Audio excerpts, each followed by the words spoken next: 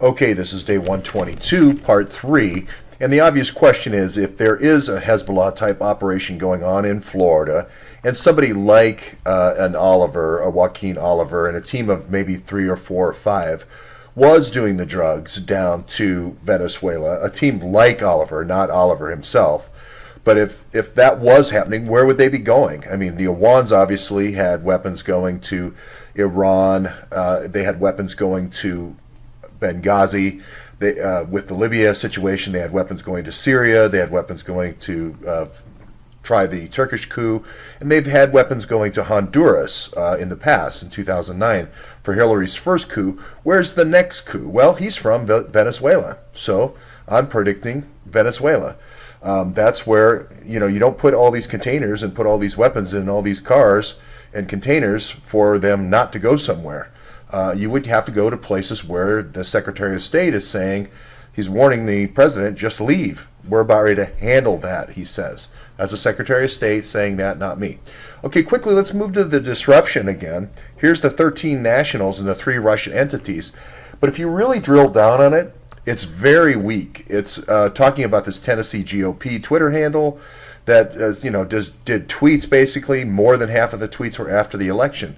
So really drilling in, you find the 2 key actors, and then there's a third kind of key actor, which is this Krylova, as I've said, and then Boga Cheva. Now, is that Bogota? We're going to run a Che Guevara operation, so we're going to attack from, let's say Bogota, Colombia, or we're going to attack from Colombia, come from that side in and beat Che Guevara and take over.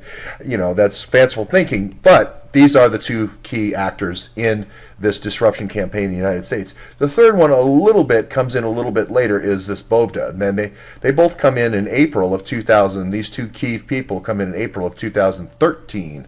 So even before that. Now they're involved in this thing that I mentioned before, which is the St. Mary's Parish situation. And as I mentioned before, this is actually not tweets.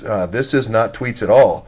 This is actually hacking the system and doing a bomb scare at a chemical plant. So this is more on the area of a Pearl Harbor type of thing. I mean, this is not fun here at all.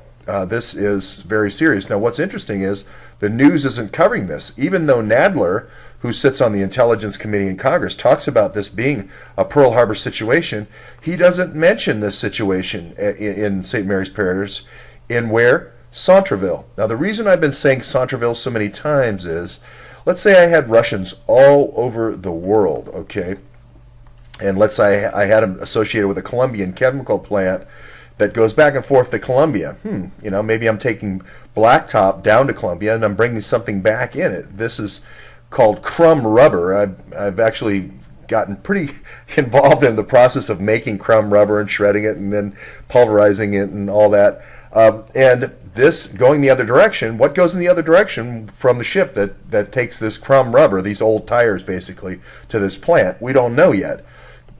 Centerville is the end point, but where does this other ship go? Is this the Bogota Express or the Maracaibo Express back to Venezuela? We really don't know. But it's amazing that Nadler, talking about it being a Pearl Harbor, they're mentioning the Twitter account that I just talked to you about, Tennessee GOP. They're not talking about this, which was a takeover of a potentially noxious fume plume that would have went all over the New Orleans area, as well as maybe all the way up to Lafayette, etc. And for your name check here, it's Bogacheva and Krylova. So interesting, no one is mentioning it. And if there really was, and here's the plant, if there really was a gas attack like here, noxious fumes and so forth, if this happened on September the 11th, now remember, September the 11th, 2 years before, Christopher Stevens was killed. September 11th before that,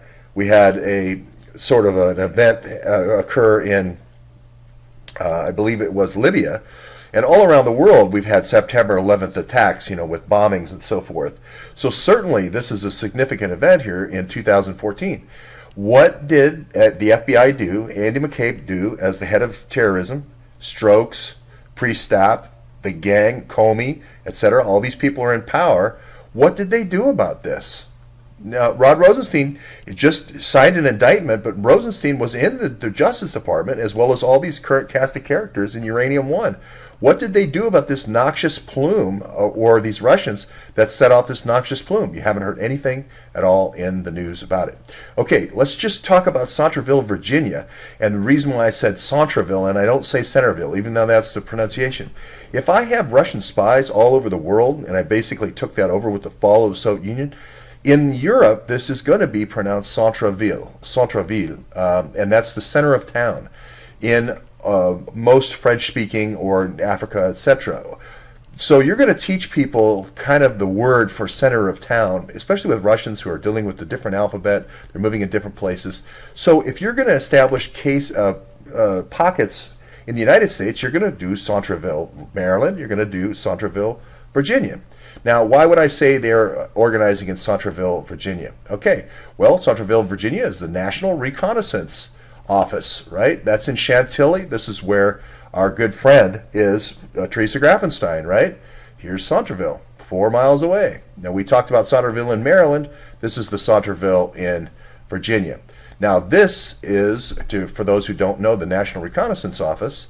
This is sort of our spy agency on Americans. We take the same data from NGA and NOAA and all these different sources, and we use this NRO to spy on our own folks. Now, I believe, and you can see all the Five Eyes and different agencies that here go into it, I believe this is the agency that the Russians end up working with and develop satellite technology for. That's why the Centreville paperclip Russians are there. Okay, recently this kid was murdered here in Centreville. I think it was a couple of days ago. Here's his t-shirt, kind of a devil t-shirt. Just died. His name was Ortega.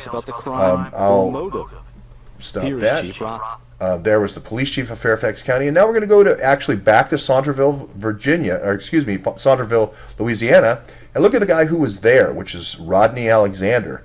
At the time of the attack, he basically leaves Congress. His last vote is on the 7th, and the attack is on the 11th.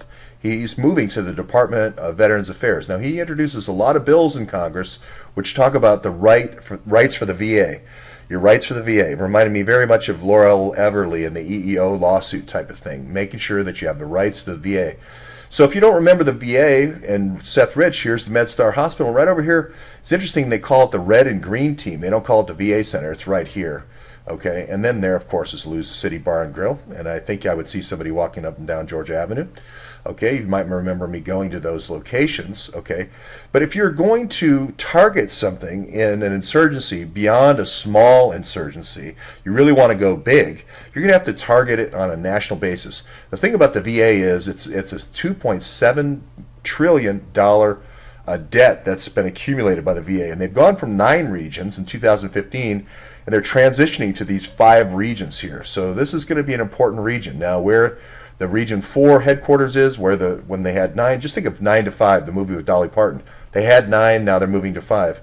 Was that going to be in Texas, or was it going to be in Louisiana? We'll find out.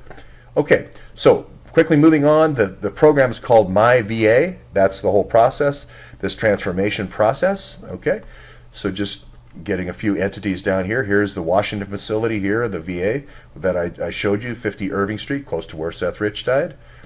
Okay, and we're going to talk about Rodney Alexander and him being on the Hill, and his last vote was all about supporting veterans' rights and so forth. So we know he might be a key person going forward, and we know the current director is an Obama holdover still. He was the deputy Secretary of Veterans Affairs, and now he's the Secretary, David Shulkin. So that's going to be all for now. I'm just going to say I think the VA is going to be the target here, getting fake doctors into the VA, using and doing the swaps with a quartermaster. The quartermaster is going to be an Awan quartermaster, somebody who knows how to put a quarter weight drug in and bring out the good stuff. And we're going to be focusing in from here going forward on David Shulkin, Secretary, Department of Veterans Affairs.